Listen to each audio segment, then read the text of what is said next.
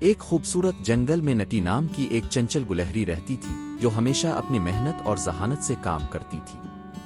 وہ درختوں پر دوڑ کر گریدار میوے اکٹھا کرتی تھی اور سردیوں کے لیے ذخیرہ تیار کرتی تھی۔ وہ جانتی تھی کہ سردیوں میں کھانا تلاش کرنا بہت مشکل ہو جائے گا، اس لیے وہ ہمیشہ موسم کے حساب سے تیاری کرتی رہتی تھی۔ چیکو نام کا خرگوش نٹی کا دوست تھا، لیکن وہ ہمیشہ سست اور کاہل رہتا تھا۔ چیکو کا خیال تھا کہ سردیوں میں سردی کم ہوگی اور وہ آرام سے سوئے گا، اس لیے اس نے کوئی تیاری نہ کی تھی۔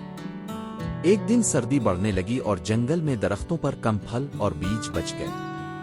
نٹی نے اپنے ذخیرہ سے کھانا نکالا اور خوشی خوشی اس کا مزہ لیا، لیکن چیکو بے بس ہو گیا کیونکہ اس کے پاس کھانے کے لیے کچھ نہیں تھا۔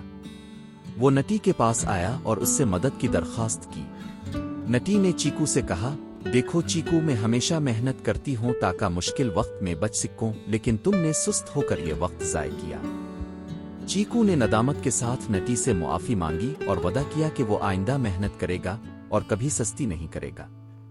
یہ کہانی بچوں کو سکھاتی ہے کہ محنت کا پھل ہمیشہ ملتا ہے اور سستی سے کوئی بھی فائدہ نہیں ہوتا۔